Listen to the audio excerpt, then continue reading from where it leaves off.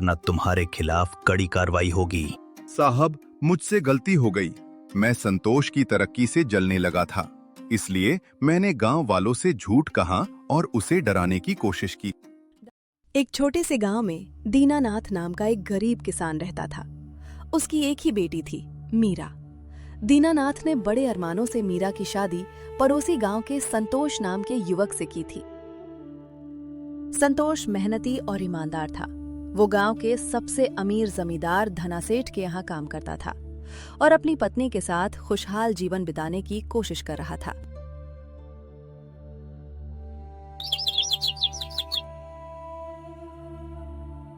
सुबह का समय था। संतोष रोज की तरह जल्दी उठकर जमींदार धनासेठ के घर काम पर पहुंच गया। धनासेठ गांव का सबसे अमीर आदमी था, लेकिन उसका स्वभाव बहुत घमंडी था। उसी दिन गांव के स्कूल में एक बड़ा समारोह रखा गया था। धनासेठ ने संतोष को अपने साथ चलने के लिए कहा। संतोष, गाड़ी तैयार करो, हमें स्कूल के समारोह में जाना है। उसने गाड़ी चमकाकर पूरी तरह तैयार कर दी। तभी हवेली से धनासेठ बाहर आया। संतोष, क्या गाड़ी तैयार हो गई? जी मालिक, गाड़ी पूरी तरह तैयार है। आप आराम से बैठ जाइए, हम समय पर स्कूल पहुंच जाएंगे। संतोष ने तुरंत गाड़ी का दरवाजा खोला। धनासेठ गाड़ी में बैठ गया और दोनों स्कूल के समारोह के लिए निकल पड़े। वहां बच्चों ने आकर्षक सांस्कृतिक कार्यक्रम प्रस्तुत किए। कुछ देर बाद समारोह खत्म हो गया और दोनों वापस घर लौटने लगे। उस दिन संतोष काम खत्म करके घर लौट रहा था। पूरे दिन की मेहनत के बाद उसे बहुत भूख लगी थी। तभी रास्ते में उसकी नजर एक छोटे से ढाबे पर पड़ी, जहां गर्मा गर्म समोसे तले जा रहे थे। वाह, कितनी अच्छी खुशबू है। चलो आज यहीं कुछ खा लेता हूं। भैया, एक प्लेट समोसे दे दीजिए। एक प्लेट 20 रुपए की है। संतोष ने एक प्लेट समोसे खाए। समोसे इतने स्वादिष्ट थे कि उसका मन नहीं भरा। भैया, एक प्लेट और ले आइए। दूसरी प्लेट खत्म होते ही उसने तीसरी प्लेट भी मंगा ली और बड़े मजे से खा गया। खाना खत्म होने के बाद संतोष ने जेब में हाथ डाला, लेकिन उसके चेहरे का रंग उड़ गया। अरे, मेरे पास तो सिर्फ 40 रुपए है। तुमने 3 प्लेट समोसे खाए हैं, पूरे 60 रुपए हुए। भैया, मुझसे गलती हो गई। मेरे पास अभी सिर्फ 40 रुपए है। ठीक है, बाकी 20 रुपए की जगह तुम्हें बर्तन धोने पड़ेंगे। मजबूर संतोष ने सिर झुका लिया और ढाबे के जूठे बर्तन धोने लगा। लेकिन उसे नहीं पता था कि यही छोटी सी गलती आगे चलकर उसकी जिंदगी बदलने वाली थी। अगली सुबह संतोष हमेशा की तरह सेठ के घर काम कर रहा था। वो आंगन में झाड़ू लगा रहा था। तभी अचानक उसके मन में एक ख्याल आया। मैं बचपन से ही सेठ जी के यहाँ काम कर रहा हूँ। आखिर कब तक दूसरों के लिए मेहनत करता रहूंगा? क्यों ना मैं अपना खुद का काम शुरू करूं। ये सोचकर संतोष ने हिम्मत जुटाई और सेठ के पास पहुंच गया। सेठ जी, मैं आपसे एक बात कहना चाहता हूं। हाँ हाँ, बोलो, क्या बात है? सेठ जी, मैं अब अपना खुद का काम शुरू करना चाहता हूं, इसलिए मैं आज से आपकी नौकरी छोड़ना चाहता हूं। ये सुनते ही सेठ और सेठानी दोनों गुस्से से लाल हो गए। क्या कहा? तुम अपना काम करोगे? अरे, तुम जैसे लोग सिर्फ दूसरों की नौकरी करने के लिए पैदा होते हैं। हमने तुम्हें इतने साल काम दिया और अब तुम हमें छोड़कर जाओगे? निकल जाओ मेरे घर से। सेठ जी, कम से कम मेरी मेहनत की मजदूरी तो दे दीजिए। 1 पैसा नहीं मिलेगा।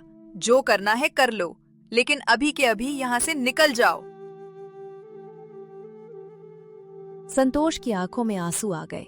उसने आखिरी बार उस हवेली की ओर देखा, जहां उसने अपना बचपन और जवानी बिताई थी। फिर भारी मन से वो वहां से चला गया।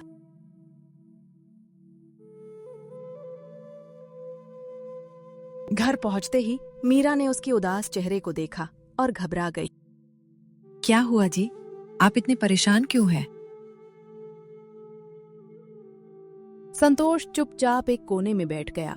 कुछ पल बाद उसने सारी बात मीरा को बता दी। इसमें दुखी होने की क्या बात है? आपने कोई गलत काम नहीं किया। अगर सेठ के यहाँ नौकरी छूट गई है तो क्या हुआ? हम मेहनत करेंगे और अपना काम शुरू करेंगे। लेकिन हमारे पास पैसे ही कहाँ हैं? पैसे आज नहीं है तो कल आ जाएंगे, लेकिन हिम्मत हार गए तो कुछ भी नहीं बचेगा।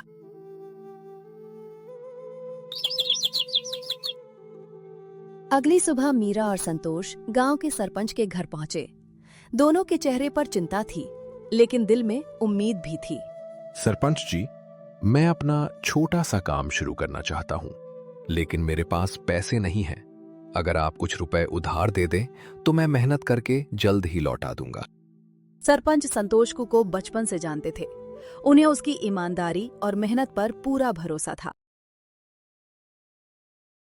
संतोष, मुझे तुम पर भरोसा है। ये लो पैसे, लेकिन याद रखना, मेहनत और ईमानदारी कभी मत छोड़ना। धन्यवाद सरपंच जी, मैं आपका भरोसा कभी नहीं तोड़ूंगा। पैसे लेकर दोनों खुशी खुशी घर की ओर चल पड़े। रास्ते में मीरा ने मुस्कुराते हुए पूछा, अच्छा जी, अब तो बता दीजिए, आपके दिमाग में क्या चल रहा है? मीरा, याद है वो ढाबा जहां मैंने समोसे खाए थे? मैं भी समोसे का ठेला लगाना चाहता हूँ। अगर हमारे समोसे स्वादिष्ट हुए तो लोग जरूर खरीदेंगे। ये तो बहुत अच्छा विचार है। मैं भी आपका पूरा साथ दूंगी। दोनों ने बाजार जाकर आटा, आलू, मसाले, तेल और बाकी जरूरी सामान खरीद लिया। सामान से भरे थैले लेकर दोनों खुशी खुशी अपने घर लौट आए।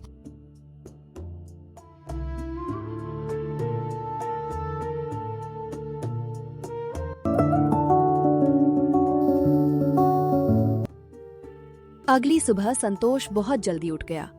उसने और मीरा ने मिलकर ताजे आलू उबाले, मसाले तैयार किए और ढेर सारे गर्मा गर्म समोसे बनाए। कुछ ही देर में ढेर सारे गर्मा गर्म समोसे तैयार हो गए। इसके बाद संतोष ने एक छोटा सा ठेला सजाया और उसे गांव के नुक्कड़ पर ले जाकर खड़ा कर दिया। उसने ठेले के सामने एक बोर्ड लगाया जिस पर लिखा था, गर्मा गर्म समोसे सिर्फ 10 रुपए प्लेट। आइए आइए, गर्मा गर्म और स्वादिष्ट समोसे सिर्फ 10 रुपए प्लेट। शुरुआत में लोग उसे हैरानी से देख रहे थे। आखिर गांव में पहली बार कोई इतनी कम कीमत में समोसे बेच रहा था। तभी एक आदमी उसके पास आया। भाई, एक प्लेट देना, देखते हैं तुम्हारे समोसे कैसे हैं। अरे वाह, इतने स्वादिष्ट समोसे और सिर्फ 10 रुपए। मुझे एक प्लेट और देना। ये सुनते ही दूसरे लोग भी ठेले के पास आने लगे। देखते ही देखते संतोष के ठेले पर भीड़ लग गई। कोई 1 प्लेट ले रहा था तो कोई 2 प्लेट। कुछ ही घंटों में सारे समोसे बिक गए। उधर ढाबे वाला अपने ढाबे पर बैठा ग्राहकों का इंतजार कर रहा था। तभी एक आदमी वहां आया। भैया, समोसे कितने के हैं? 20 रुपए प्लेट। क्या? गांव के नुक्कड़ पर संतोष तो 10 रुपए में स्वादिष्ट समोसे दे रहा है। मैं वहीं से ले लेता हूँ। ये कहकर वो आदमी वहां से चला गया। थोड़ी देर बाद एक और ग्राहक आया। भैया, समोसे कितने के हैं? 20 रुपए प्लेट। अरे रहने दीजिए, संतोष के समोसे सस्ते भी हैं और स्वादिष्ट भी। ये सुनते ही ढाबे वाले का चेहरा गुस्से से लाल हो गया। इसके बाद जो भी ग्राहक उसके ढाबे पर आता, समोसे का भाव पूछता और संतोष का नाम लेकर वापस चला जाता। इस संतोष ने तो मेरा पूरा धंधा चौपट कर दिया। अब इसे सबक सिखाना ही पड़ेगा। अगले दिन ढाबे वाला गुस्से में संतोष के ठेले पर पहुंचा। उसने देखा कि वहां हमेशा की तरह लोगों की भीड़ लगी हुई है। अरे भाई, संतोष के समोसे तो कमाल के हैं। सच कहूं तो इतने स्वादिष्ट समोसे मैंने आज तक नहीं खाए। भाई, अब तो मैं ढाबे पर जाना ही छोड़ दूंगा। संतोष के समोसे ज्यादा स्वादिष्ट हैं और कीमत भी सिर्फ 10 रुपए है। अगर ये ऐसे ही समोसे बेचता रहा तो मेरा ढाबा बंद हो जाएगा। नहीं, मुझे इसे सबक सिखाना ही होगा। वो लोगों के बीच जाकर जोर से बोला, अरे गांव वालों, जरा सोचो, कोई 10 रुपए में इतने सस्ते समोसे कैसे बेच सकता है? इसका मतलब साफ है कि ये खराब आलू, सड़ी गली सब्जियां और घटिया सामान इस्तेमाल करता है। ये सुनते ही लोग एक दूसरे का चेहरा देखने लगे। बिल्कुल, मैं सालों से ढाबा चला रहा हूँ। अच्छे सामान में इतना सस्ता बेचना नामुमकिन है। ढाबे वाले की बात सुनकर लोग डर गए। कुछ लोग अपनी प्लेट वहीं छोड़कर चले गए और कुछ बिना समोसे लिए ही वापस लौट गए। देखते ही देखते संतोष का ठेला खाली हो गया। भैया, आप ऐसा क्यों कह रहे हैं? मैंने आपका क्या बिगाड़ा है? बिगाड़ा है, तुमने मेरे ढाबे के ग्राहक छीन लिए हैं। लेकिन मैं तो मेहनत और ईमानदारी से काम कर रहा हूं। सुन लो संतोष, अगर कल से तुमने यहाँ अपना ठेला लगाया तो मैं अपने हाथों से तुम्हारा ठेला तोड़ दूंगा। ये सुनकर संतोष डर गया। उसके चेहरे की मुस्कान गायब हो गई। संतोष उदास मन से अपना ठेला समेटकर घर पहुंच गया। उसके चेहरे पर चिंता साफ दिखाई दे रही थी। क्या हुआ जी? आज आप इतने परेशान क्यों हैं? मीरा, मुझे समझ नहीं आ रहा कि मैंने किसी का क्या बिगाड़ा है। मैं तो बस मेहनत करके अपना घर चलाना चाहता हूँ। आप चिंता मत कीजिए, सच कभी हारता नहीं है। अगर उसने गलत किया है तो उसे उसकी सजा जरूर मिलेगी। लेकिन हम क्या कर सकते हैं? हम पुलिस के पास जाएंगे, जो सच है वही बताएंगे।